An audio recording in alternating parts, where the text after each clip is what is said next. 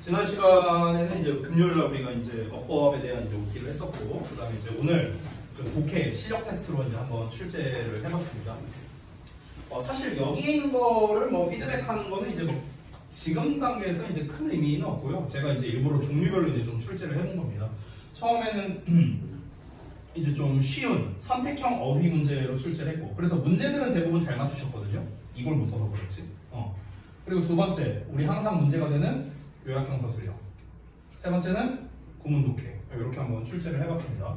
이 세 가지 영역으로 봤을 때 지금 이제 그래도 좀 비교적 우리 학원에 좀 나름 이제 짬밥이 있었던 친구들, 이 짬이 있는 친구들 같은 경우는 그래도 구문 독해가 그렇게 나쁘지는 않았어요. 제가 생각한 것보다, 제가 예상한 것보다. 그리고 여기 있는 1번 부분도 대부분 잘 하셨는데, 이제 공통적으로는 2번은 뭐 이제 좀 조진 분도 있고, 또 생각보다 또 잘 쓰신 분도 있고, 이렇게 좀 여러 가지가 있더라고요. 자, 그래서 지금 그게 딱 결과로서도 드러났는데, 자, 하나씩 한번 보도록 하겠습니다. 1번부터. 이거는 지금 제가 풀이 방법이라든가 뭐 이런 거를 중점적으로 얘기하진 않을 겁니다. 오늘 뭐 이거 풀이법이 중요한 게 아니기 때문에. 그래서 글을 어떤 식으로 읽어야 되고 이런 문제가 어떤 식으로 나오는 건가, 그 원리를 좀 말해주자면, 일단 선택형 어휘 문제잖아요. 안 나와요, 요즘에. 이 문제 자체가 안 나옵니다. 모의고사에서도 없고요, 내신에서도 안 나옵니다. 우리 주역고 같은 경우는 이런 문제가, 선택형 어휘 문제가 한 문제도 안 나왔거든요. 오히려 주역에서 어떻게 나오는가, 이렇게 되는 게 아니라 빈칸으로 나왔죠. 빈칸을 세 군데 뚫고 들어갈 어휘 적절한 것끼리 짝지어진 거 골라라, 이런 문제가 나왔죠. 그렇죠? 그래서 이제 이 버전의 약간 업그레이드된 버전이다, 이렇게 생각을 하시면 되겠습니다. 그래서 이제 지금 이제 밑줄 이 박스 쳐져 있는 곳에 이제 공통점을 보면은요, 대부분 반이어 관계가 많이 나와요. 반이어 관계. 그래서 우리가 그 최근 그 2학기 때 중간고사 때도 나왔고 기말고사 때도 나왔던 본문에 빈칸 빵빵빵 3개 뚫어놓고 빈칸에 들어갈 단어 골라라, 이 문제 나왔었잖아. 그치? 이 문제들의 이제 공통점이 뭐냐면, 결국에는 유의어랑 반이어에 대해서 얼마나 잘 알고 있느냐, 결국 이거를 체크하는 문제인데요. 이 밑줄 쳐져 있는 부분 있죠. 밑줄이나 빈칸 쳐져 있는 부분이 당연한 얘기지만 아무데나 빈칸을 뚫지 않습니다. 절대로요. 그렇죠? 어디에다가 빈칸을 뚫냐면요, 결국에는 주제와 연관이 있는 곳에 이렇게 빈칸을 뚫거나 밑줄을 칩니다. 요게 포인트. 자, 그리고 두 번째 거, 우리 요약형 서술형 매번 너무 어려워하죠. 그렇죠? 근데 얘들아, 애초에 요약이라는 거는 이 긴 내용을 말 그대로 축약시키는 거잖아. 그렇죠? 그러면 결국에 우리가 요약문을 풀 때 핵심은 뭐냐면요, 이 글의 핵심적인 내용이 무엇이냐에서 출발을 해야 됩니다. 결국엔 그게 무엇입니까? 주제에서 출발한다라는 겁니다. 됐습니까? 그래서 결국에 여러분 이렇게 갑니다. 우리가 독해라는 거는요, 지금 세 번째는 구문 독해가 있었잖아. 독해라는 거는 일단은 우리가 맨 첫 번째로는 직독직해의 영역이 가능해야 돼요. 직독직해. 즉 구문 분석과 해석이 일단 가능해야 되고, 아니 내가 한 줄 해석도 못하는데 내용 파악을 어떻게 합니까? 그렇죠? 그러고 난 다음에 2단계로 내용 파악의 단계로 가야 되는데, 이 내용 파악을 할 때 중요한 게 뭐냐면은 바로 주제를 파악하는 겁니다. 됐습니까? 지난번에 내가 우리 반이었나 딴 반이었나 갑자기 기억이 안 나는데, 지난번에 내가 혹시 그런 거 얘기했었나? 모의고사 유형 해갖고 막 이런 거 설명한 적 있었나? 얘기한 적 없었나? 얘기한 적 없었으면 짧게 얘기할게요. 그 모의고사가 1에서 45번까지 있잖아요. 문제가, 영어가 제한 시간이 70분이죠. 그렇죠? 그럼 여기서 1에서 17번은 듣기니까 얘는 제외하고요. 내가 번호를 한번 쭉 써볼게요. 그럼 나머지가 이제 17번까지가 듣기니까 28문제가 독해잖아요. 그렇죠? 그럼 이 28문제 중에서 제가 번호를 한번 좀 꼽아보겠습니다. 번호. 잠깐만요. 19번, 20, 21, 22, 23, 24, 그 다음에 25, 26, 27, 28, 그 다음에 잠깐만요. 29, 31, 32, 그 다음에 41, 42번, 그 다음에 43, 44, 45 이렇게 되겠다. 자, 딱 10개 나오네요. 그렇죠? 그럼 이 10개 빼고 18개 남죠. 그렇죠? 이 18개의 문제가 다 주제 갖고 건드는 겁니다. 됐어요? 이 10문제 있죠? 지금 내가 꼽은 요 10문제. 요 10문제 빼고요. 아, 잠깐만. 좀 더 꼽긴 해야겠다. 36에서 39번까지 해야겠다. 그러면은 4문제니까 14개니까 그러면 14개 딱 절반 나오네. 14개는요. 주제와 관련 있는 문제거든요. 근데 여기에서 19번, 25, 26, 27, 28, 43, 44, 45 이렇게 꼽을게요. 그럼 8개 나오죠. 지금 8개. 이 8개 문제는요. 모의고사에서 일명 기본 유형이라고 불리는 문제 번호들이거든요. 지금 내가 표시한 애들이 8문제요. 그러니까 14문제 중에 8문제 있죠. 얘네가 기본입니다. 기본. 즉 무조건 맞춰야 하는 문제에 해당됩니다. 그럼 얘네를 제외하고 보면은요. 6문제 남죠. 그렇죠? 근데 그 6문제가 뭐에 해당되느냐? 순서 삽입이 일단 4문제. 제일 어려운 문제죠. 그리고 어법 문제랑 장문독해에 나와 있는 문제가 이렇게 되겠습니다. 됐어? 그러면은 사실상 이 기본 유형은 당연히 맞춰야 되는 문제니까 얘네 빼고 나머지 문제들 거의 독해의 대부분은 뭐다? 주제 갖고 푸는 거다. 이렇게 우리가 접근할 수 있는 겁니다. 즉 결론은 뭐냐면요. 우리가 독해 실력을 늘리려면요. 이 글의 주제가 뭐야부터 출발한다는 겁니다. 됐습니까? 여러분이 영어와 마찬가지로 또 이 영어 못하는 친구들이 보통 공통점이 뭐냐면요. 국어도 잘 못하거든요. 그러면은 국어 같은 경우도 공부하는 패턴이 비슷해요. 여러분 이번에 선택을 했을 거 아닙니까? 엄매를 했든 화작을 했든 뭘 했을 거 아닙니까? 그죠? 그러면 국어 같은 경우에도 그냥 크게 보자면 뭐 어떻게 나눌까요? 엄매의 화작이 있을 거고요. 그냥 짧게 나누면 결국 문학과 비문학이잖아요. 그냥 심플하게 나누면요. 그렇죠?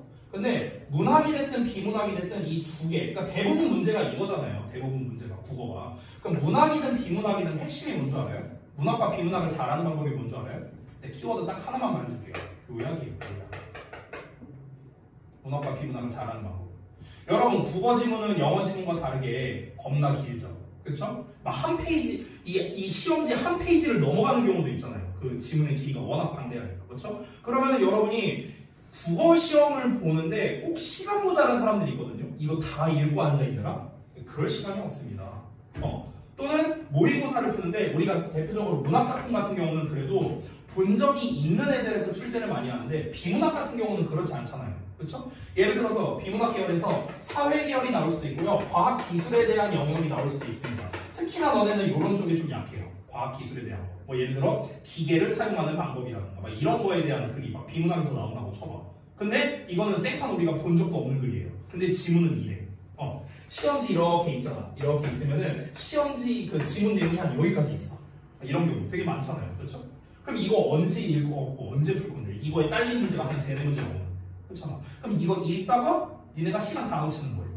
됐냐? 그럼 이제 우리가 이 비문학을 하든 문학을 하든 이제 포인트는 뭐냐면요. 비문학은요. 문단별 요약을 잘할 줄 알아야 돼요.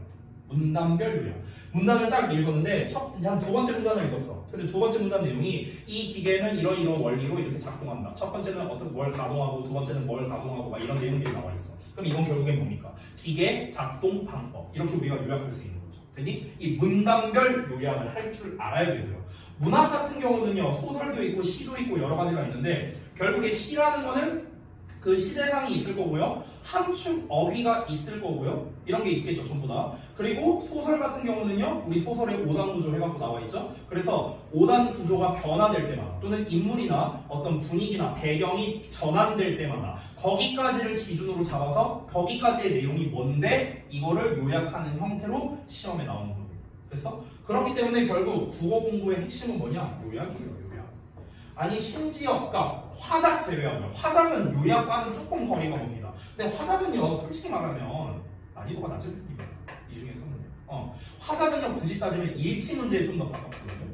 엄매는 사실 엄매를 보통 학생들이 선택 안 하는 애들 중에서 공통점이 뭡니까? 문법 못해서죠. 문법 못해서. 그렇죠?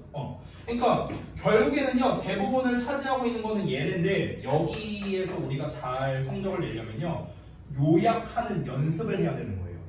국어는. 알겠죠? 이거 근데 모르는 사람 많다. 니네가 국어 공부를 하고 싶다 이번 방학 때 만약에 내가 만약에 뭐 EBS 윤회정의 나비효과 막 이런 거를 들으면서 만약 좀 한번 독학을 한번 해보겠다. 또는 뭐 국어학원을 다니고 있다면 상관없고요. 그렇다면요, 여러분이 만약에 국어학원을 다니고 있으면 이 학원에서 나에게 어떻게 요약 연습을 시켜주는가 이거에 중점을 맞춰야 되고요. 내가 국어학원을 안 다니는 상태에서 혼자 공부할 거다? 그러면은 어떤 교재를 하나 선정을 해서 외워야 할 거는 암기를 해주고, 특히 국문법에 대한 거, 용어에 대한 암기는 있어야 될 거 아닙니까? 그렇잖아. 아니 서리법이 뭔지 대구법이 뭔지 수미상관이 뭔지 용어는 알아야 될 거 아니야. 그러니까 각종 암기해야 될 거 암기하고, 그리고 이제 그 과정에서 이제 요약 정리를 어떻게 해야 되는 건가, 항상 요약을 기준으로 공부를 해야 된다는 거야. 국어는요. 알겠냐? 어쩌다 보니까 국어 수업이 됐네요. 자, 어쨌든 다시 돌아가서 우리가 이렇게 어자로 끝나는 학문들이 있죠. 어자, 영어든 국어든 얘네들은요 전부 다 핵심을 얼마나 잘 파악하느냐입니다. 결국엔 그거예요. 국어 시험이든 영어 시험이든 얘가 얼마나 핵심을 잘 뽑아낼 수 있는가 이걸 물어보는 거라고. 전부 다 시험의 골자가 그런 거라고. 그러면 우리가 영어 독해를 하는 데 있어서는요 국어만큼의 수준의 어떤 엄청난 수준의 독해력을 요구하진 않아요. 더군다나 작년 9월부터 그게 훨씬 더 심화가 됐습니다. 킬러 문항 금지법 이런 얘기 나오면서요. 그렇기 때문에 단어 난이도라든가 이런 것도 굉장히 쉬운 편이에요. 모의고사가 이제는요. 그래서 여러분 입장에서는요 일단 한 줄 단위 해석을 잘해야 되겠고요. 우리가 알아야 되는 기본 어휘가 있을 거 아닙니까? 아까 내가 데일리 테스트 검사했을 때도 단어 몰라서 틀린 사람들이 거의 대부분이었습니다. 그래서 일단은 기본적인 어휘력이 뒷받침돼야겠죠. 그래서 단어 시험 잘 봐야 되고요. 이 결과 아닙니다. 그리고 어떻게 주제를 파악을 해야 되는가 이런 것들에 대해서 제가 오늘 인트로를 하면서 설명을 좀 드리겠습니다. 자, 독후감 2.0 브랜치 교재를 좀 볼 건데 이제 어떤 식으로 할 건지 좀 말씀을 드릴게요.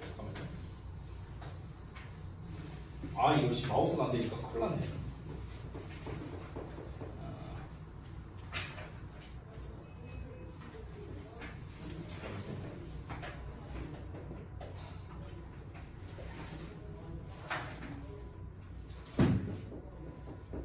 이거 참.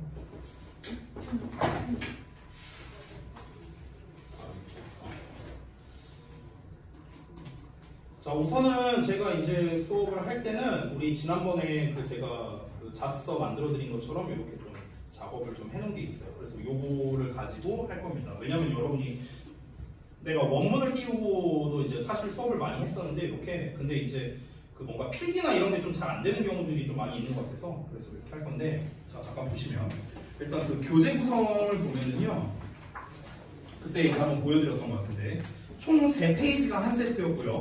유형 같은 경우는 여러 가지가 있습니다. 1번은 이제 어휘 유형, 그 다음에 2번은 순서, 3번은 삽입, 그 다음에 4번은 빈칸, 5번도 빈칸 이렇게 이제 여러 가지 유형으로 나와 있습니다. 그래서 이제 유형들의 이제 공통점을 보시게 되면요, 이제 빈칸, 그 다음에 이제 순서, 삽입, 함축, 의미, 추론, 어휘 이런 문제들이 포함되어 있습니다. 자, 그러면은 제가 요거를 순차적으로 좀 하나씩 알려드리도록 할게요. 잘 보세요. 일단 독해라고 안 보여 글이라고 할게요. 글의 기본 구성도에 대해서 좀 알려드리겠습니다. 글의 기본 구성. 제가 지금부터 알려드리는 글의 기본 구성은요, 모든 모의고사류 글에 해당됩니다. 모든 모의고사류 글. 모의고사류 글이라는 거는요, EBS 모든 교재, 우리가 작년에 썼던 수능 감잡기, 너네가 내년마다 보고 있는 모의고사, 그리고 내년에 보게 될 수능 전부 다 포함입니다. 이런 걸 제가 퉁쳐서 모의고사류 글이라고 합니다. 이 모의고사류 글을 읽을 때 이 모든 글의 기본 구성은 똑같습니다. 그걸 알려드릴게요. 일단 설명을 좀 드릴게요. 그 모의고사류 글들은요, 대부분 어떠냐면은 논문에서 발췌하는 경우가 많습니다. 논문에서. 그러니까 그 EBS 저자라든가 아니면은 그 모의고사 그 저자가 직접 글을 쓰는 경우들도 당연히 있어요. 근데 이제 대체적으로는 그 논문을 게재하는 사이트가 있거든요. 그럼 그 논문 게재하는 사이트에서 이제 실제 논문을 보고 발췌하는 경우들이 되게 많습니다. 그러니까 그 논문 게재 사이트가 여러분이 보는 DBPR라든가 뭐 이런 사이트를 말하는 게 아니에요. 해외에서 진짜 그 공신력 있는 이제 논문을 이제 보는 그런 사이트들이 있단 말이에요. 그러면 생각을 해봐. 여러분 평상시에 집에서 컴퓨터하고 놀 때요. 논문 사이트 들어가서 논문 본 적 있습니까? 놀 때? 없죠? 저도 없어요. 아니, 누가 미쳤다고 집에서 노는데 논문 사이트 들어가 누가 논문을 보고 앉았어요. 그것도 영어로 된 거를요. 누가 봅니까? 안 봅니다. 저도 안 보고요. 그러면 여러분 우리가 생각을 해봐. 굳이 논문 사이트를 들어가서 논문을 재밌겠다, 이 논문 재밌겠다 하고 읽는 사람들은 어떤 사람이겠습니까? 굉장히 학술적인 거나 학문적인 거에 깊이 있게 관심 있는 사람들이지 않겠어요? 그렇죠? 그렇죠? 굳이 그 논문 사이트를 들어가서 본다는 것 자체가. 그러면은 그 논문 사이트 같은 데가 구성이 어떻게 되어 있냐면 이렇게 제목이 있어요. 제목이 나와 있고, 그리고 이 논문에 대한 내용이 미리 보기 같은 게 한 3줄 정도 이렇게 있어요. 여러분이 보시면 알겠지만. 그러면은 생각을 해봐. 이 3줄 정도가 보통은 초반 내용이거든요. 초반 내용. 그러면은 봐봐. 여러분이 만약에 이렇게 생각해봐. 아니 논문이 아니라 논문이라는 건 굉장히 장기간에 걸친 그런 완성된 글이잖아요. 그렇잖아. 근데 니네가 그냥 일반적인 인터넷 커뮤니티 사이트에다가 게시판에다가 글을 썼어. 그럼 어떤 심리로 여러분이 글을 씁니까? 아니 이렇게 더 말해볼게요. 내가 인스타에다가 스토리를 올려. 그러면은 인스타에다 스토리를 올리는 기본적인 심리는 저는 뭐라고 생각하냐면 많은 사람들이 봐줬으면 좋겠다라고 생각해요. 그거 아니에요? 아니 많은 사람들이 안 봤으면 좋겠다 하면은 스토리나 게시글을 왜 올립니까? 맞잖아. 저도 마찬가지예요. 많은 사람들이 좀 내 거 봐줬으면 좋겠어서 올리는 거예요. 저도 게시글을요. 그리고 이걸 보고 뭐 재미를 느끼면 더 좋은 거고. 됐어요? 그냥 그런 심리로 올리는 거죠. 여러분 그러면 내가 수년에 걸쳐온 논문을 게시했어요. 근데 조회수가 1 나와. 너무 서글프지 않겠냐? 그렇죠? 그러면은 이 논문을 게시하는 사람은요, 당연히 내 논문을 많은 사람이 봐줬으면 좋겠다 하는 심리로 올릴 거라고. 똑같아요. 여기까지 됐죠? 그러면 생각을 해봐. 논문을 게재하는데 제목이 있고요. 논문의 제목이 있고 논문의 초반 내용이 살짝 나와 있어. 근데 아까 말했죠? 이 논문을 보는 것은 누구라고요? 굉장히 학문에 관심이 많은 사람들이라고. 근데 여기에 되게 뻔한 내용이 써있다고 쳐볼게요. 뻔한 내용. 그러면 읽겠냐? 안 읽어요. 안 봐요. 우리도 게시판 같은 거 글 볼 때 뻔한 거 있으면 안 보잖아요. 뻔한 제목이 있으면 안 보잖아. 그렇잖아. 근데 이제 예를 들어서 뭐라고 해볼까? 만약에 이제 제목이 굉장히 자극적이야. 리얼 지읒됐다. 리얼 지읒됐다. 이렇게 써있어. 오, 뭔가 눌러보고 싶지 않냐? 자, 이런 거죠. 그러니까 뻔한 내용이 있으면은 안 보거든요. 그럼 어떻게 해야 사람들이 논문을 많이 볼까? 좀 속된 말로 어그로가 있어야 돼. 맞죠? 맞죠? 근데 제목에만 어그로를 끌면 안 되거든요. 이 초반 내용이 살짝 나온단 말이야. 논문 사이트에 들어가면.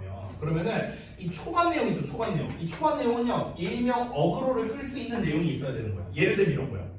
드디어 이 전 세계가 탈모를 드디어 방지할 수 있는 수단이 나왔다. 혹시 이걸 안 눌러봐? 이걸 안 눌러본다고? 혹시 나 머리가 막 빠지고 있는데? 근데 실제로 눌러보니까 아니었어. 이럴 수도 있지. 낚시일 수도 있지. 근데 어쨌든 클릭은 했잖아요. 클릭은 해서 내 걸 봤잖아. 이게 목적이라고. 그래서 모든 논문의 초반 내용은요. 약간 어그로성인 게 꽤 많아요. 됐어? 근데 아까 말했다시피 우리가 모의고사에서 글을 가져오는 것들은 대부분 논문에서 발췌해옵니다. 그러면 결국에 이 초반 내용에 해당하는 게 바로 뭐에 해당하는 거냐면 모의고사로 따지면 도입부에 해당하는 거예요. 도입부. 근데 여러분 이 도입부, 이 초반 내용이 아무리 어그로를 끄는 거라 하더라도 이 내가 진짜로 하고 싶은 본론이 있을 거 아닙니까? 그렇죠? 근데 이 본론과 관련이 예를 들어서 없어요. 그럼 이거 사기잖아요. 그렇죠? 그러니까 관련성은 있어야 되는 거예요. 이해됩니까? 그래서 여러분 우리가 있는 모의고사류의 기본 구성에 가장 초반이 되는 부분이 도입부거든요. 도입부. 이 도입부는요. 특성이 뭐냐면 내가 이런 거 가지고 얘기할 거야 라는 소재를 제시하는 역할을 하는 거예요. 됐어? 소재를 제시한 역할을 한다고. 아, 내가 이제부터 탈모 얘기할 거거든? 근데 야, 탈모가 해결될 수 있대. 궁금하지? 눌러봐. 이런 걸 말해. 됐어? 그래서 이제 소재를 제시하는 역할이다. 근데 이 도입부의 특성은요, 결코 본론을 이야기하지 않는다는 겁니다. 어그로 끄는 거거든. 됐어요? 자, 그럼 본론은 어디 나올 거예요? 당연히 뒤에 나옵니다. 그래서 그 본론에 해당하는 게 바로 뭐겠습니까? 이 글의 주제가 되는 거죠. 주제. 자, 그러면 주제는 특성이 어떠냐면요. 당연히 주제는 일단 글 전체를 아우를 수 있어야 되기 때문에 굉장히 포괄적인 내용이어야 됩니다. 함축적이어야 되고요. 주제는요. 자, 그럼 포괄적이고 함축적인 내용을 전달했습니다. 그럼 이제 뭐가 필요합니까? 상세한 내용이 필요하겠죠. 그래서 그 상세한 내용이 바로 뭐가 되느냐? 부연 설명문이 되겠습니다. 그래서 부연 설명은 구체적인 특성을 가지고 있을 수밖에 없죠. 자, 우리가 제가 이제 글을 이 독후감 2.0을 비롯해서 앞으로 독해 수업을 할 때는 계속해서 글의 구성도를 기반으로 제가 설명을 드릴 건데요. 글 구성의 종류가 굉장히 다양합니다. 뭐 예를 들면은 제가 내신 대비 때도 잠깐 했었던 건데, 예를 들면 뭐 문제점이 나온다? 그럼 해결책이 나오고 뭐 이런 것들이 있었죠. 그렇죠?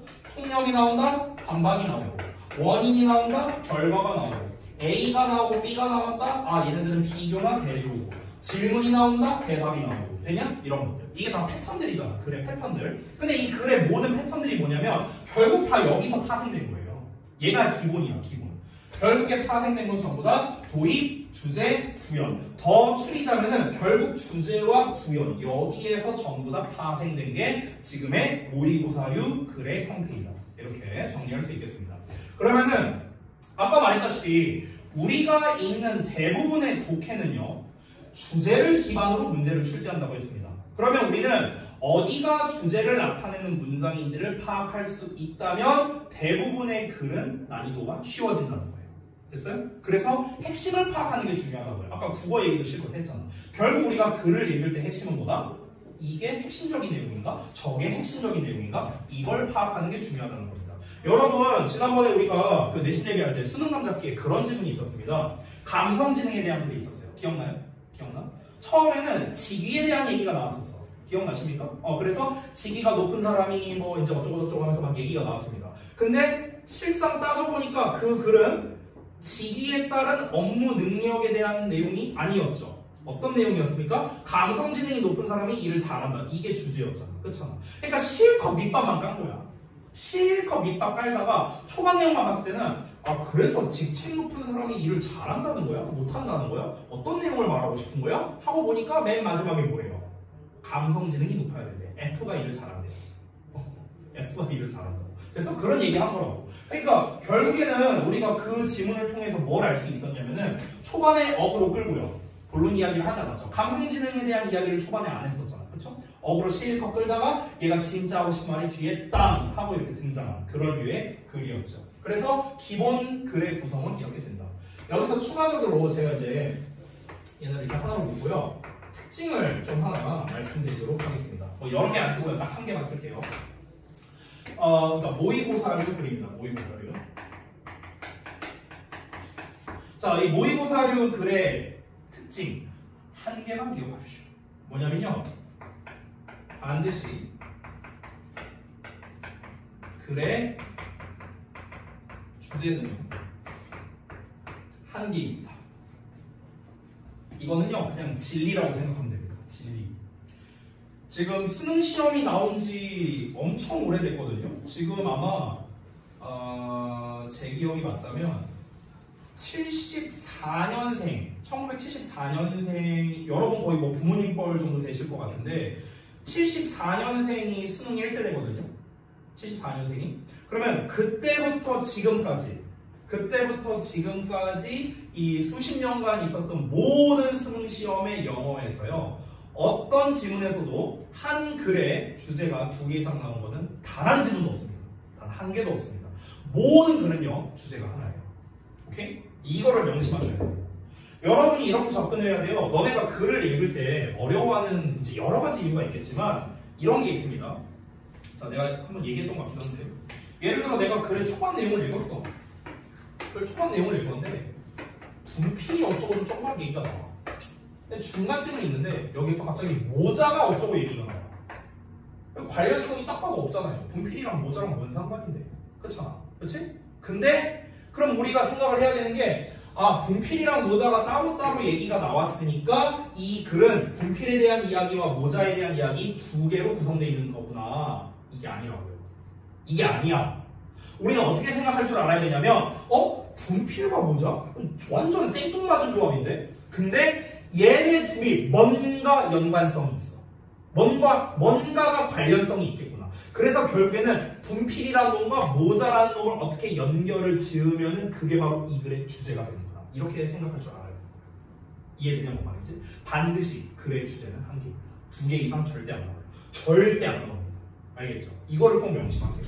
그래서 대부분은 이렇게 생판 다른 소재가 등장을 하죠. 그러면 여러분은 어떻게 생각할 줄 알아야 되는가? 얘네 둘 간의 관련성을 지을 수 있어야 됩니다. 그 관련성이 바로 이 글의 주제가 되는 겁니다.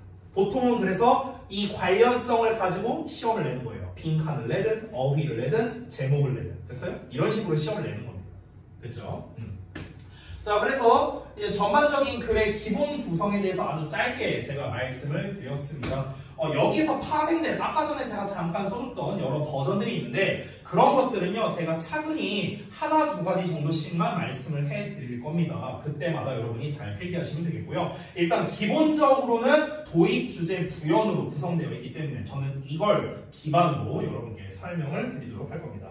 도입부는 당연히 말 그대로 도입이라는 말 때문에 글의 초반부에 나오겠지만 주제나 부연은요 글의 위치가 정해져 있지 않습니다. 됐어요? 그러니까 주제가 초반부에 나올 수도 있고요. 아니면 후반부에 나올 수도 있고요. 아니 심지어 주제가 없는 지문도 있어요. 주제가 없고요. 처음부터 끝까지 다 주제인 그런 글들도 있습니다. 다 주제야.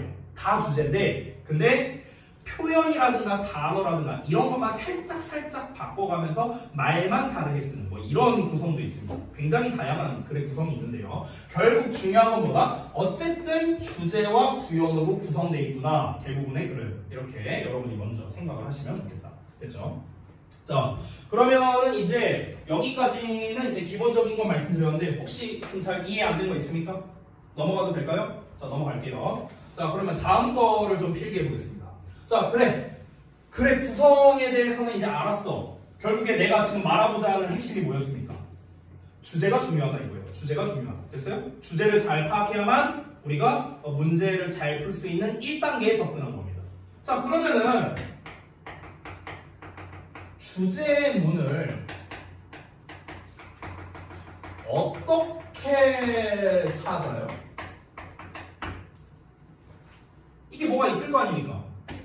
제가 내신 대리 할 때마다 여기가 주제다 저기가 주제다 이런 얘기 되게 많이 했고요. 너네가 오아시스로 숙제도 했었습니다. 맞죠? 근데 그 주제를 어떻게 찾을까요? 지금까지는요 뭔가 느낌? 감각? 이런 걸 했어요. 왠지 얘가 좀 포괄적인 내용인 것 같아. 주제인 것 같아. 그럼 내가 만약에 물어보는 거야. 얘가 왜 주제야? 이렇게 물어보면 대답을 못해요.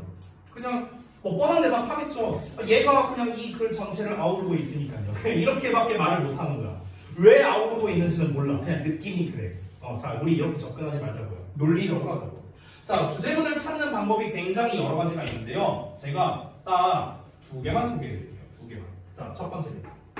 이거는 내가 지난 시간에 얘기했던 거예요. 금요일 날에. 혹시 기억하는 사람 있나? 현재 시제까지 좋아. 그게 다가 아니었는데? 현재 시제는 그럼 다 주제냐? 그게 아니었는데? 좀 더 추가적으로. 자, 첫 문장이 현재 시제야. 근데 이걸로 끝나면 안 돼요. 플러스 모호한, 그러니까 모호성 표현이라고 할게요. 모호성 표현.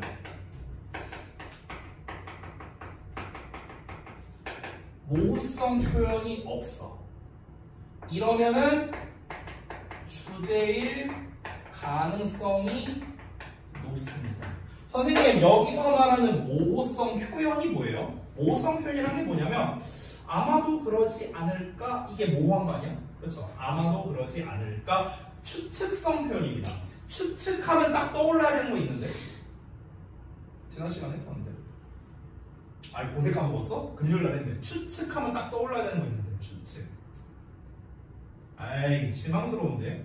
조동사의 현재형이죠.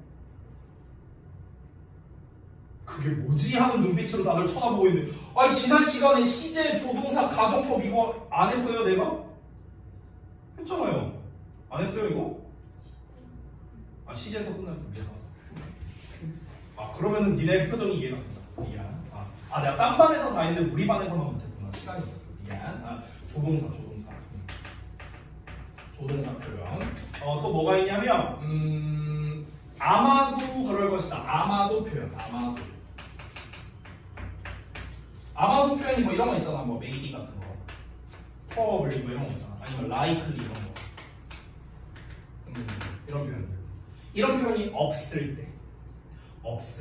됐어? 근데 여러분 이제 무조건 이것만 보면 안 됩니다. 아까 전에 제가 주제문의 특징을 뭐라고 써놨었죠? 아까 전에 주제문의 특징을 제가 뭐라고 써놨어요? 못 들었어. 미안해. 아까 필기처럼 주제문, 부연 이렇게 써놨는데 주제문의 특징을 내가 뭐라고 써놨어? 포괄적이라고 했잖아. 포괄적. 그쵸? 그러니까 포괄적이고 함축적이란 말이야. 그러니까 첫 문장이 현재 나오고 이거 없다고 해서 무조건 주제인데 이게 아니라고요. 포괄성을 따져봐야 돼요. 당연히. 됐어요? 포괄성을 따져봐야 됩니다. 자, 그 다음에 두 번째입니다. 여기서 이제 제가 당구장 표시하고 포괄성을 따져야 한다. 이 내용 짧게 써놨어요. 포괄성을 따져야 함. 자, 그 다음에 두 번째 갑니다. 주제문을 찾는 방법. 두 번째는요. 그러니까 이렇게 쓸게요. 부연이 시작되는 문장 앞입니다. 여기가 또 주제일 가능성이 높습니다. 그러니까 부연 설명이 이제 시작되고 있어. 그럼 부연 설명을 이제 시작한다는 건 무슨 말입니까? 그 전에 주제를 말했기 때문에 이제 구체적으로 말할게 이렇게 되는 거죠. 됐어요? 그렇기 때문에 논리적으로 부연이 시작되는 문장 앞부분이 주제가 되는데 그럼 여기서 또 문제. 아니 쌤, 부연이 시작되는 게 뭐가 부연이 시작되는 건데요? 이게 또 애매할 수 있잖아. 그렇죠? 그거를 정리해서 써드릴 건데요. 자, 총 4가지가 있습니다. 대표적인 게. 첫 번째. 자, 부연, 쉽게 말하면 예시입니다. 예시가 시작되는 문장의 특징이 있어요. 니네가 잘 알고 있는 거. 예시를 시작할 때 우리가 보통 어떤 표현을 쓰죠? for example 쓰잖아. 그겁니다. 그래서 for example 또는 for instance 이렇게도 쓸 수 있죠. 이런 표현이 나왔어. 그럼 뭡니까? 부연, 즉 예시가 시작되는 문장이구나. 우리가 딱 한눈에 알 수 있죠. 이건 뭐 너무 쉬운 거고요. 자, 두 번째입니다. 두 번째는요. 뭐뭐 해보자 이런 시리즈가 있어요. 뭐뭐 해보자 이런 거. 뭐뭐 해보자.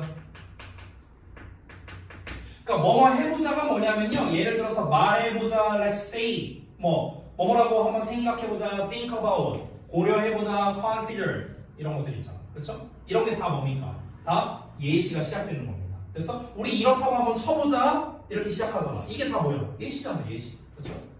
자, 1, 2번 같은 경우는 일반적으로는 좀 지문 난이도가 낮은 경우에 많이 나옵니다. 얘네들은요. 지문 난이도가 조금씩 올라갈수록 3, 4번 패턴이 많이 나오거든. 그래서 3번 패턴 보여줄게요. 자, 3번. 특히 모의고사류 글에서 많이 나오는 예시 패턴인데요. 뭐냐면요. if 절이나 또는 when 절로 예시를 많이 씁니다. if 절 또는 when 절. 우리가 보통 if는 만약에, when은 뭐뭐 할 때 이렇게 해석을 많이 하거든요. 근데 여기에서 if나 when은요 뭐뭐 한다면으로 좀 해석을 해주십시오. 우리가 실제로 옥스퍼드 이제 영영사전을 보면은요 if랑 when을 검색하면 뭐라고 나와 있냐면 둘 다 컨디셔널하다라고 나와 있어요. 컨디셔널하다, 즉 조건을 나타내는 표현이다. 이렇게 나와 있습니다. 그러니까 if는 이런 거죠. 우리가 잘 알다시피 너가 이렇게 해주면 나도 이렇게 할게. 이게 조건 아니에요? 그렇죠? 너가 이렇게 하면 뭐뭐 한다면 나도 이렇게 할게. 한다면 나왔죠. 뭐뭐 한다면. 그래서 이게 if죠. when에도 이 뜻이 있어요. when에도 뜻이 우리가 알고 있는 거는 뭐뭐 할 때만 있는데요. 뭐뭐 한다면의 뜻도 있습니다.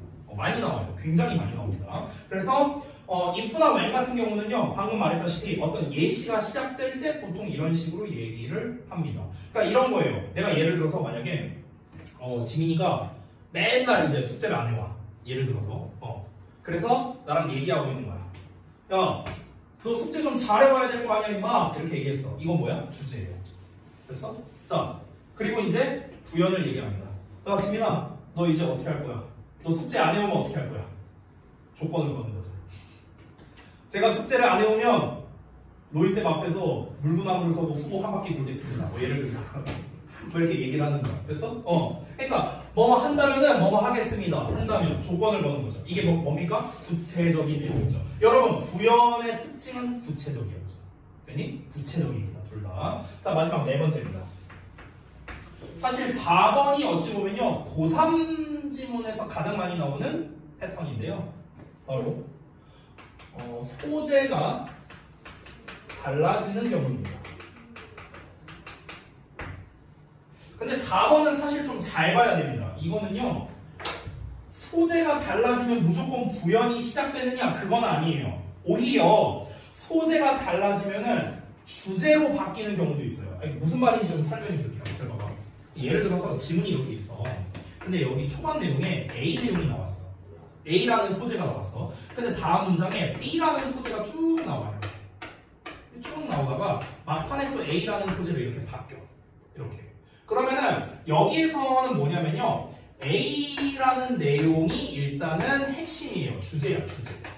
그러니까 A라는 소재 안에 이 B라는 녀석이 포함되어 있는 겁니다. 됐습니까? 그래서 A가 지금 B를 포괄하고 있는 개념이거든요. 그럼 A라는 소재에서 B라는 소재로 소재가 전환됐기 때문에 이 B 내용은 바로 예시가 되는 겁니다. 자, 우리가 최근에 내신 대비할 때 그 진도 나갔던 수능 감잡기 지문에서 이 패턴의 글이 정확하게 맞닥뜨리는 게 있습니다. 그게 바로 뭐냐면 인쇄기 얘기예요. 기억나요? 프린팅 프레스 해갖고 나와 있는 거 있죠. 기억납니까? 그 지문입니다.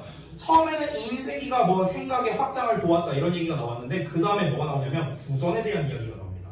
심지어 소재가 한 번 더 바뀌죠. 글로 전파를 한다. 그러니까 C까지 나와요. 거기서는요. 그리고 막판에 뭐라고 나옵니까? 인쇄기가 이 모든 걸 가능하게 해준다. 다시 한번 나오죠. A가. 됐습니까? 정확히 이 패턴입니다. 정확히 이 패턴. 됐어? 그러면은 거기에서는 for example이니 뭐니 이런 표현이 안 나와 있었어요. 안 나와 있었어. 단지 인쇄기라는 소재에서 구전으로 전파가 된다라는 소재가 바뀌었습니다. 소재가. 됐어요? 소재를 바꿈으로써 예시를 표현한 이런 패턴이 되는 거죠. 이게 우리가 최근에 봤던 글이고요. 자, 근데 이렇게 나오는 경우도 있습니다. 자, 예를 들어서 만약에 글 구성을 봤는데 B라는 소재가 나왔어. 이게 계속 쭉 나와. 쭉 나오다가 여기에 A라는 소재가 이렇게 나왔어. 그러면은 여기에서는 여러분이 잘 봐야 되는 게 이 B랑 A라는 소재를 봤을 때 누가 더 포괄적이냐를 따져봐야 돼요. 그러니까 예를 들어서 B라는 소재가 A라는 소재를 포괄하고 있어. 그럼 당연히 B가 핵심 주제가 되는 거고요. 만약에 반대로 A라는 녀석이 이 B라는 소재를 포함하고 있다. 그러면은 당연히 A가 주제가 되는 거죠. 포괄성을 따져야 됩니다. 역시나. 됐습니까? 그러니까 소재가 전환될 때는 포괄성을 따져야 돼요. 예를 들어볼게. 예를 들어서 B에서는요, B의 소재가 농구라고 쳐볼게요.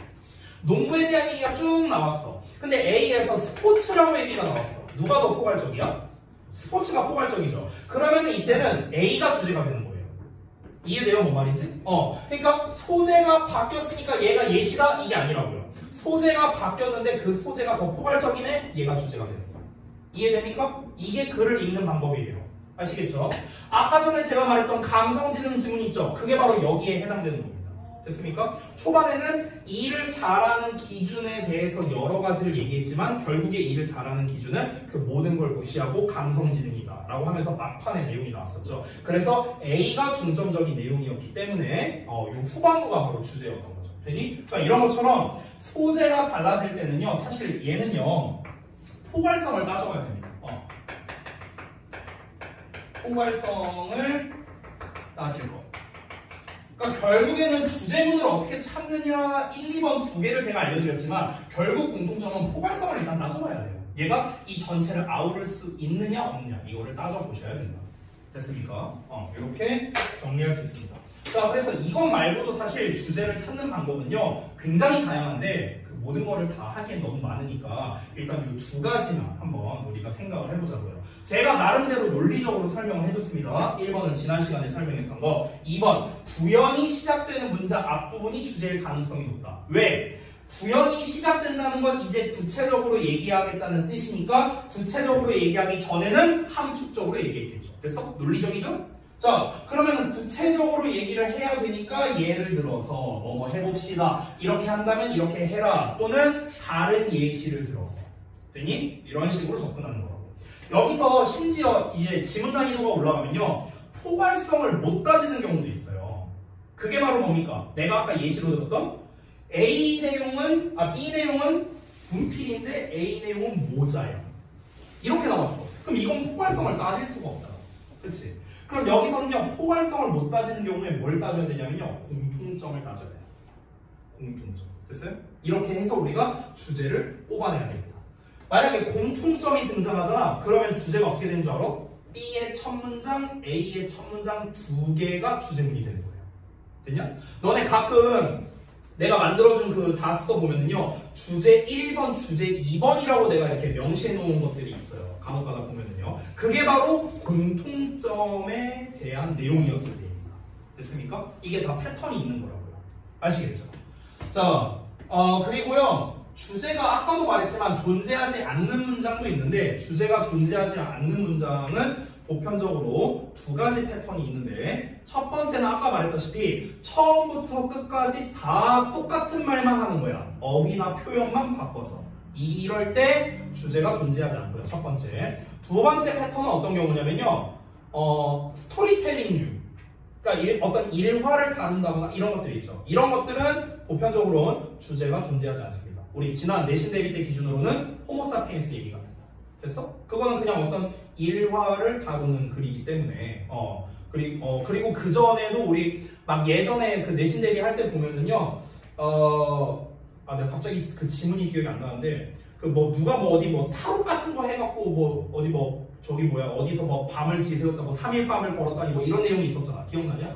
그 내용 기억나죠? 그거는 뭡니까? 어떤 하나의 일화 스토리텔링이죠. 이런 거는 주제라는 게 없습니다. 됐습니까? 그러니까 쉽게 말하면 소설이나 수필류 글들. 됐어? 이런 거는 주제라는 게 딱히 없습니다. 주제문이라는 게 없다는 거예요. 아시겠죠? 제목은 존재할 수 있어요. 근데 주제는 존재하지 않습니다. 됐습니까? 그래서 주제 문제로 출제를 못하는 거예요. 됐냐? 자, 그래서 일단 큰 틀에 대해서 전반적으로 말씀드렸는데 자, 시간이 좀 많이 지났으니까 잠시 쉬었다가 좀 하도록 하겠습니다. 쉬는 시간 동안에 약간의 미션을 드릴게요. 요거는 제가 숙제를 안 드렸었잖아. 그러니까 우리 1페이지 있죠? 1페이지 지금 1페이지 글. 요 1페이지 내용을요. 여러분이 한번 읽고 아래 요약이라고 써 있는 부분 있죠? 빈칸 부분.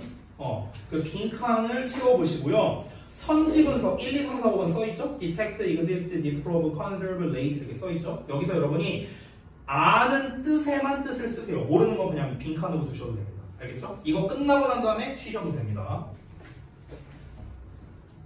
그거 하고 요약 한번 해보세요. 한글로 쓰면 됩니다.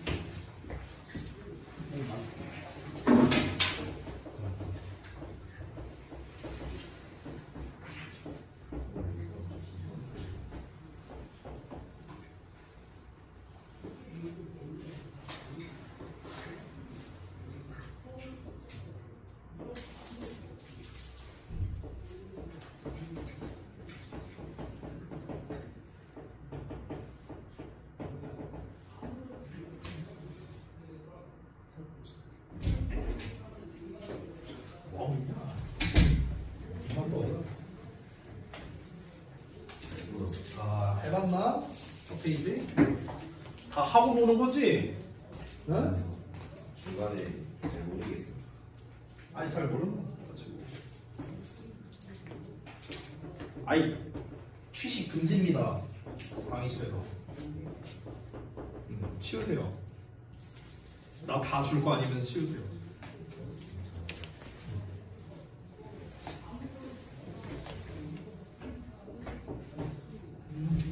자, 그러면은 1번을 한번 해보도록 할까요? 이 2.0 브랜치 지문이요. 일단 미리 말씀드리면 쉽지 않습니다. 쉽지 않아요. 우리가 기존에 봤었던 그 작년 모의고사라든가 아니면은 그 수능 감잡기 지문 있죠? 그런 지문보다 난이도가 훨씬 있습니다. 그래서 일단 지문 내용을 먼저 한번 살펴보겠습니다. 그러고 난 다음에 우리가 요약본을 한번 같이 보도록 하죠. 자, 여기 다 지워도 되지? 다 지워도 되죠? 다 지울게요.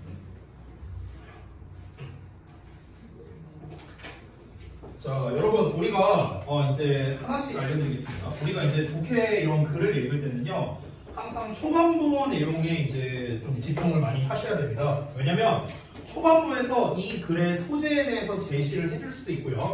이 글의 방향성을 알려주는 게 초반부 내용입니다. 그래서 초반부 내용에는 언제나 힘을 주고 해석을 하셔야 됩니다. 자, 가볼게요.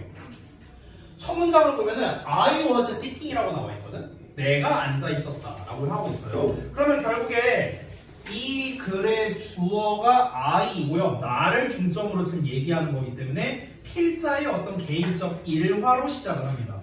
이런 경우에는요, 내가 팁을 줄게요. 일화, 그러니까 필자의 팁이에요, 팁. 필자의 개인 일화로 시작이 되는 경우에는요, 대부분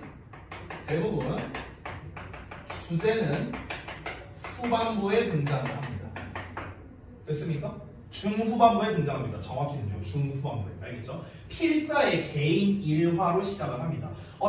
보통 이런 경우에는 어떤 류의 글이 많냐면, 필자가 개인 일화가 있어서 어떤 일을 겪었어. 그러면은 이 겪은 일을 바탕으로 뭘 알게 됐다, 뭐를 느꼈다, 이거랑 다른 거를 뭔가 연결짓거나 이런 경우가 많이 있습니다. 알겠죠?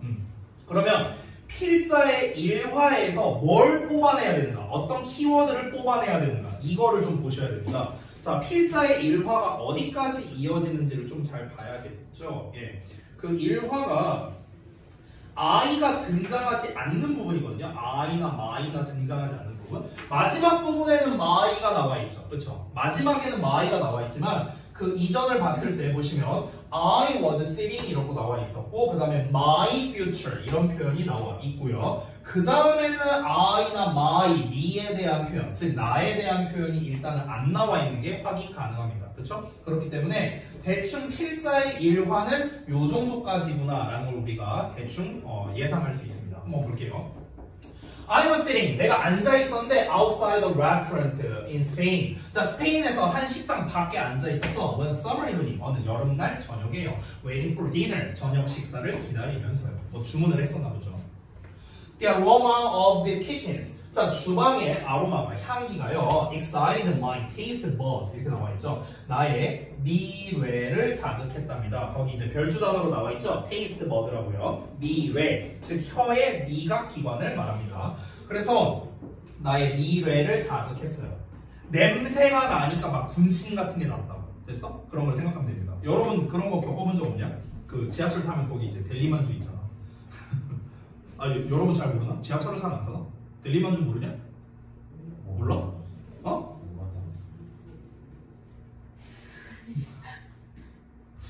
여기에서 세대 차이? 아니 이거 세대 차이라고 해야 되나? 요새 안 파나? 지하철에서? 그 지하철역 딱 내려가면은 그 델리만주 냄새가 확 이렇게 나면서 씨 겁나 먹고 싶다. 근데 막상 먹으면 겁나 맛없거든요. 이걸 안 겪어봐. 좀 충격인데 이거. 넘어갈게요. 자, 아무튼 자, 저녁 식사를 밖에서 기다리고 있었어. 근데 이제 주방에서 이제 음식 냄새가 이렇게 나. 근데 그게 내 미각 기관을 자극을 했대요. 이어서 볼게요. My future meal, 나의 미래의 음식이랍니다. 그럼 여기서 말하는 미래의 음식이 뭘 말하겠습니까? 진짜 먼 미래의 음식이 아니겠죠. 곧 먹게 될 음식을 말하는 거죠. 주문해갖고 기다리고 있으니까. 자, 내가 곧 먹게 될 음식은요. was coming to me. 나에게 다가오고 있습니다. 있었습니다. in the form. 어떤 형태로 of molecules. 분자의 형태로 오고 있었대요. 분자의 형태. drifting through the air. 자, 그래서 공중을요. drift 하면서. drift가 둥둥 떠다니다라는 뜻이거든요. 그래서 공중을 떠다니면서 분자의 형태로 음식이 다가오고 있었다고. Too small for my eyes to see, but detected by my nose. 이렇게 나와 있네요. 자, 여기가 바로 그 유명한 투투입니다. 투투. 됐어요? 우리가 어떻게 해석합니까? 너무 뭐뭐해서 뭐할 수 없다. 이렇게 해석을 하죠. 사실 정확한 투투의 해석은요. 이렇게 있잖아. 그럼 정확하게 해석하는 건요. 투동사 원형 하기엔 너무 뭐뭐한. 원래 이게 정석이에요. 이게 원래 투투 해석의 정석입니다. 정석. 알겠죠? 우리가 흔히 너무 뭐뭐해서 뭐뭐할 수 없다 이렇게 많이 해석하잖아. 투투 해석할 때. 그거는 투투의 해석이 아니고요. so that can't의 해석이에요. so that can't. 알겠죠? 투투 해석은 뭐야? 이거 하기에는 너무 뭐뭐한. 됐니? 이게 원래 정석 해석입니다. 자, 그럼 다시 돌아가서 보기에는 너무나 작은. 됐어? 이렇게 해석하는 거야. 그러니까 내 눈으로죠. 내 눈으로 보기에는 너무나 작은. 여기서 for my eyes는 참고로 의미상 주어야. 의미상 주어. 여기 의미상 주어. 그래서 투부정사 앞에 for 어쩌고 나오죠? 그럼 의미상 주어야. 알겠냐? 그럼 얘를 주어처럼 해석하는 거야. 내 눈이 주어처럼 해석했죠? 내 눈이 보기에는 너무 작은. 됐어? 이렇게 해석하는 거야. 내 눈이 보기에는 너무 작지만 내 코에 의해서는 감지되는. 이렇게 해석하는 겁니다. 됐어요? 자, 그러면은 요 문장 다시 한번 볼게요. 식당이 이렇게 있는데 식당 바깥쪽 뭐 테라스 같은 데 앉아 있었나 보지. 앉아 있었나 봐. 여기 주방이 이렇게 있어. 음식 냄새가 막 이렇게 풍겨. 이러고 있는 상황이야. 자, 이제 곧 이제 나에게 다가올 음식이 막 여기서 이제 요리를 하고 있는 상황이죠. 그렇죠? 근데 이게 내 눈으로는 볼 수 없는데 이 냄새를 풍기는 그 분자가 있을 거 아닙니까? 분자. 이 분자의 형태로 얘가 나에게 다가오고 있는 거야. 그 분자는 당연히 내 눈에 보이진 않죠. 그 요리, 그 냄새가 나게 해주는 분자는요. 근데 내 코로는 감지가 가능한 이런 형태로서 공중을 둥둥 떠다니는 상태로 이제 오고 있었답니다. 자, 그러면 여러분 지금 이 필자의 일화를 여기까지 읽었는데 뭘 얘기하고 싶은 것 같아요? 이 필자는 여기까지만 읽었어요. 지금 식당에서의 자신의 경험에 대해서 얘기를 한 거잖아. 그럼 뭐에 대해서 지금 말하고 싶은 것 같아요? 지금 내가 식당 밖에서 음식 주문하고 기다리고 있는데 내가 눈으로는 볼 수 없는 이제 하지만 코로는 감지 가능한 그런 이제 분자의 형태로서 나에게 이제 자극을 주고 있었다. 이런 상황이잖아. 그렇죠? 뭘 말하고 싶은 것 같아요? 미안한데 하나도 안 들려요. 자, 뭐 대답을 안 하면 한 분씩 여쭤봅니다. 자, 성민이 뭘 말하고 싶은 것 같아요? 이 글에서? 냄새에 대한 거? 오케이. 자, 그러면은 키워드를 한번 써볼게요. 여기다가 제가. 자, 그래서 소재가 냄새다. 이렇게 했고요. 또 저기 지민이는 분자가 좀 중점적인 내용이다. 오케이. 그 다음에 민준이는 민준이 냄새. 자, 냄새 2표. 자, 분자 1표. 그 다음에 예원이는 분자. 저기 승빈이는 분자. 이 두 개밖에 없어요. 의견이? 냄새와 분자밖에 없어요? 오케이. 알겠습니다. 자, 그러면은 한번 내용을 읽어봅시다. 아직은 알 수가 없어요. 아직은요. 이거는 근데 그냥 예상이죠. 예상. 우리가 예상한 건데 뒷내용을 좀 읽어보면서 냄새 쪽 얘기에 가까운지 분자 쪽 얘기에 가까운지 이걸 우리가 한번 살펴보자고요. 자, 다음 내용 가보겠습니다. The ancient Greeks first came upon the idea of the tongues. 이렇게 나왔습니다. 얘들아 봐봐. 그리스 사람이에요. 갑자기. 여태까지 나의 일화에 대해서 얘기했잖아. 근데 갑자기 그리스 사람이래. 그러면 봐봐. 지금 소재가 바뀐 거죠. 주어가 바뀌었잖아. 나에서 그리스 사람으로 바뀌었잖아. 그러면은 내 입장에서는 이랬었어. 그럼 이제 입장을 바꾸는, 즉 시점이 전환되는 거예요. 여기서는 시점이 전환되고요. 그래서 입장이 전환되는 거예요. 정확히 입장. 나의 입장이었는데 고대 그리스 사람 입장으로 바꿔서 이제 글을 전개하는 겁니다. 됐습니까? 자, 근데 내가 아까도 말했던 거 한 글의 주제는 몇 개랑? 한 개라고 얘기를 했거든요. 그러면 나의 입장에서 내가 겪었던 거랑 고대 그리스 사람이 겪었던 거에서 공통점을 찾아야 됩니다. 이해됐습니까? 이렇게 우리가 생각할 줄 알아야 돼. 그럼 봐보자. 고대 그리스 사람들은요, 처음에 came upon the idea 하고 나왔어요. come upon idea, 직역하면요, 아이디어가 다가왔다는 거잖아. 그러니까 떠올랐다, 이렇게 해석하면 돼요. 떠올랐다. 어떤 생각이 떠올랐다.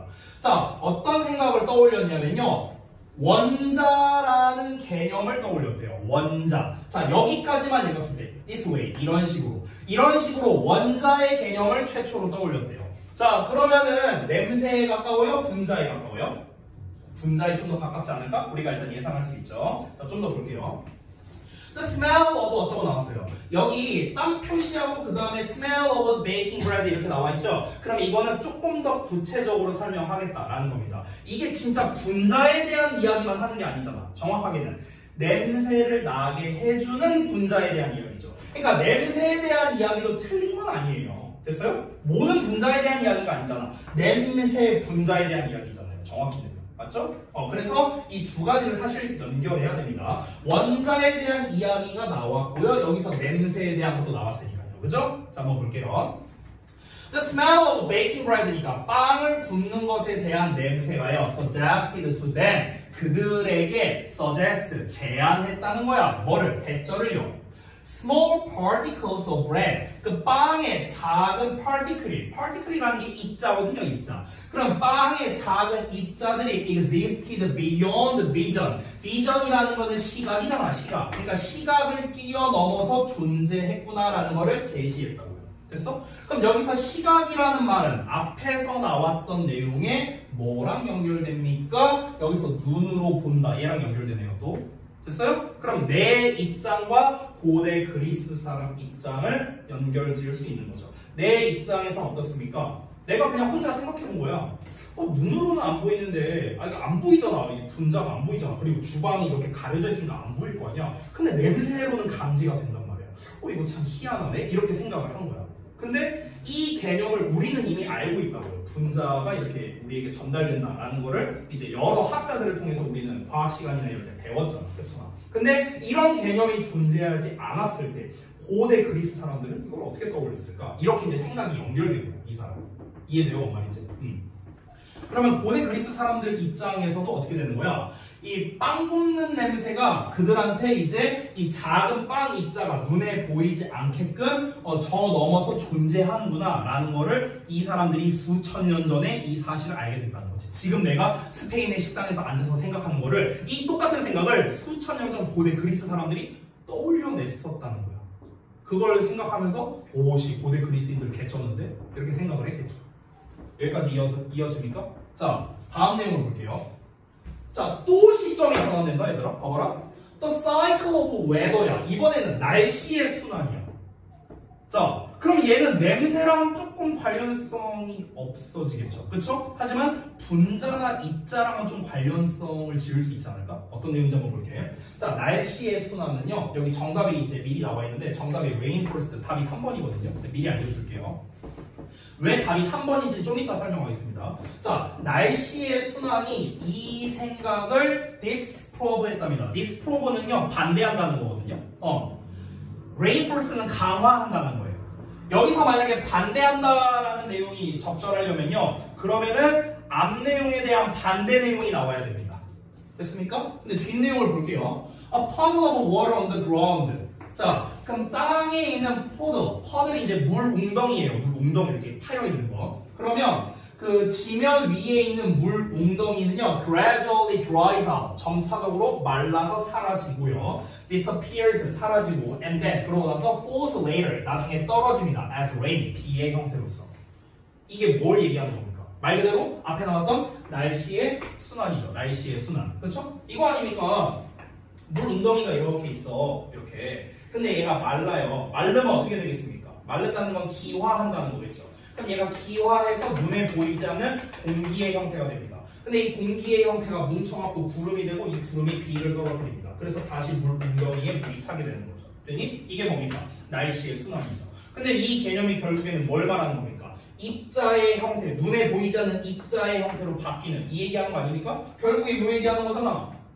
이해돼요? 여기까지? 오케이? 자, 그러면은 결국에는 지금 여기에서 날씨의 순환 이야기는요, 뭐랑 똑같습니까? 이 분자라는 개념에서 출발한다는 거랑 결국 똑같은 말이잖아. 그치? 근데 이 분자라는 개념에서 출발한다는 건 앞에 나왔던 개인적인 일화, 이 개인, 나의 일화랑 그리고 그리스 사람의 일화, 이 얘기랑 연결되는 내용 아니에요? 분자 얘기를 한 거니까. 그런데 어떻게 이 생각을 반대합니까?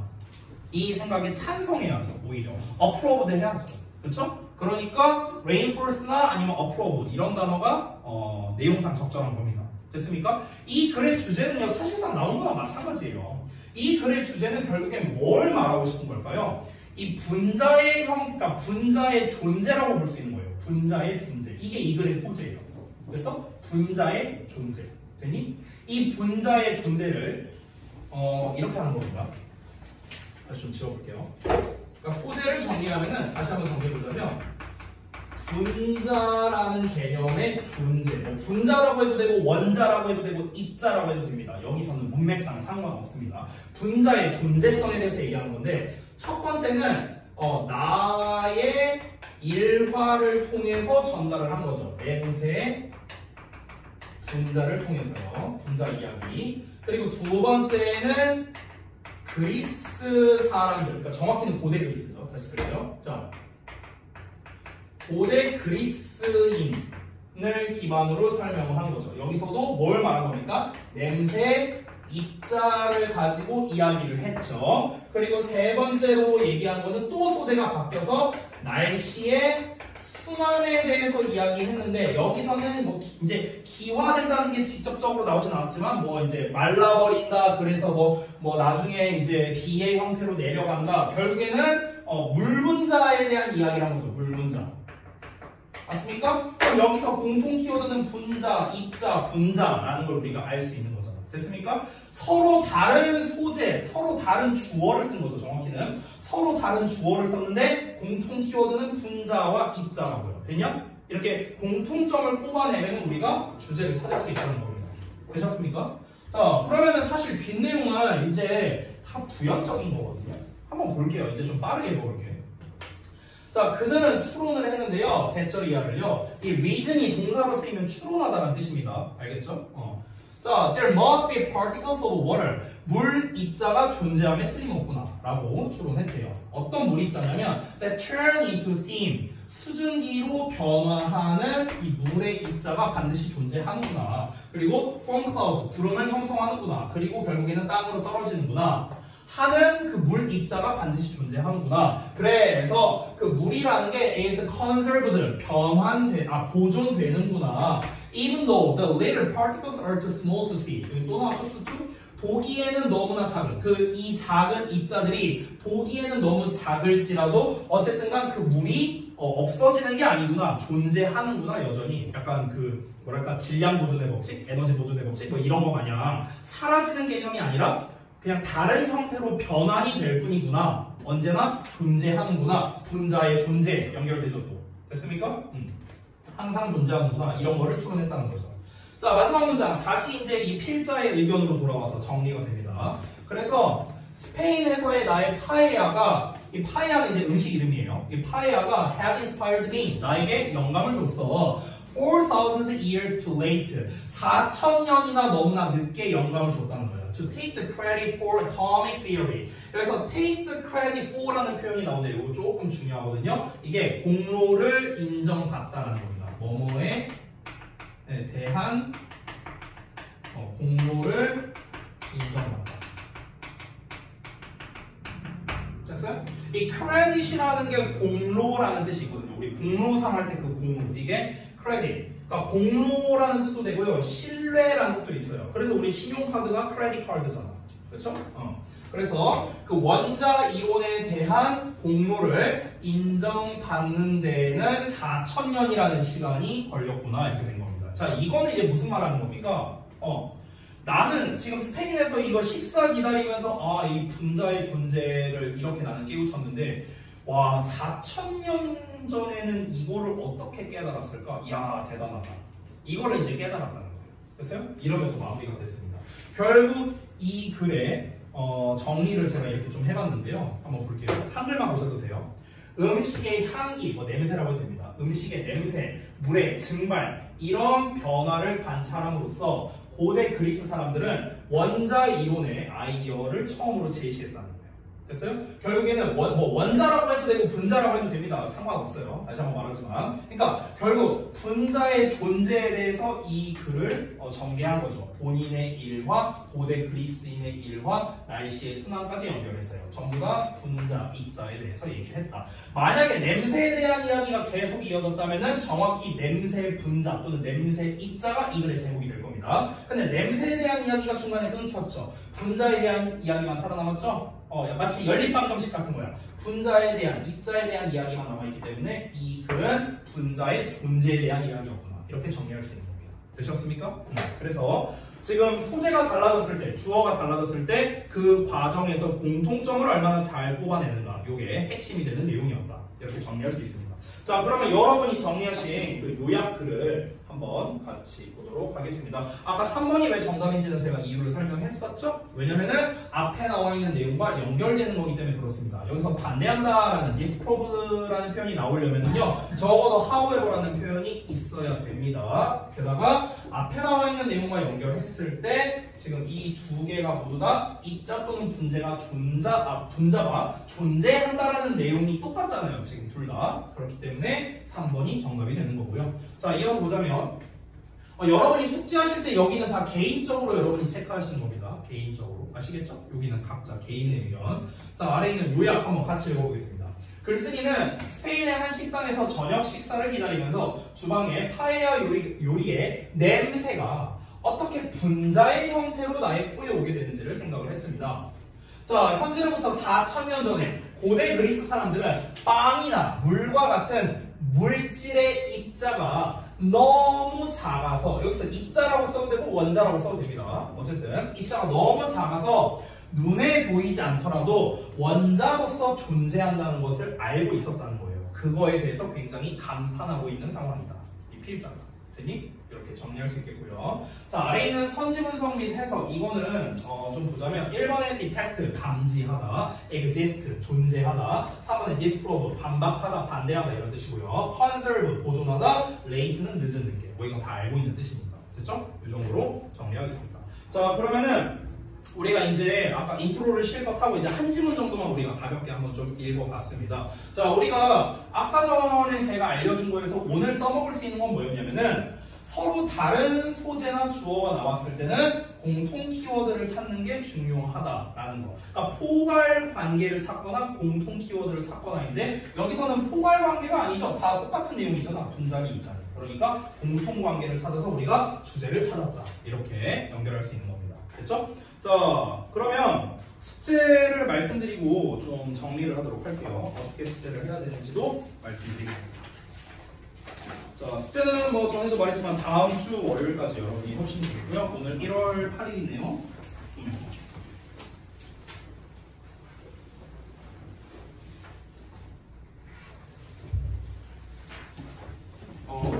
이쪽은 했으니까요.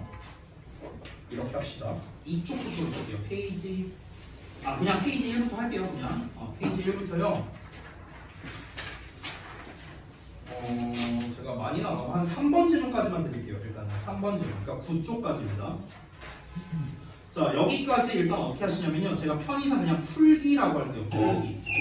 이 풀기에는 뭐가 포함되어 있냐면은 1페이지에 표에 나와 있는 부분 보이시죠? 풀이 분석, 학습 셀프 점검, 요약, 선지 분석 이렇게 나와 있죠. 요거를 하는 겁니다. 제가 수업 시간에 해주는 필기는 그 오른쪽 아래 박스 보시면 수업 필기 핵심 사항이라고 나와 있는 거 있죠. 여기에다가 여러분이 따로 필기를 해주시면 되고요. 그 다음 페이지를 보면은 영작하는 부분이 있습니다. 그래서 영작하는 부분은요, 반드시 한글의 구문 분석을 해보고 영작을 합니다. 혹시 모르니까 이거는 써둘게요. 영작할 때 한글 구문 분석 필수입니다. 한글의 구문 분석을 하고 그거에 맞춰서 연장을 하시고 그 다음에 3페이지에는 문제 풀이니까 그냥 푸시면 되겠고요. 풀고 채점까지 해오시면 됩니다. 그러니까 변형 문제는 채점이라고 쓸게요. 변형 문제 채점. 자, 이렇게 쓰면은 여러분이 다 이해하실 거라 생각하고요. 여기서 추가로 하나만 더 두 가지만 더 말씀드리겠습니다. 자, 뭘 하셔야 되냐면 지금 1페이지 첫 지문을 지금 저랑 함께 했잖아요. 얘는 일화를 다루는 글이기 때문에 사실 주제문이 딱히 존재하지는 않았습니다. 그래서 여러분께 일단 주제문을 표시하는 거는 조금 어려울 수 있거든요. 이 뒷번호도요. 그래서 제가 소재 정도만 여러분이 한번 써보세요. 제가 쓴 것처럼 이렇게 별표 표시하고 소재 뭐 이렇게 써놨잖아요. 그렇죠? 제가 쓴 것처럼요. 소재를 한번 작성해 보시기 바랍니다. 한글로 한번 써보시면 돼요. 한글로.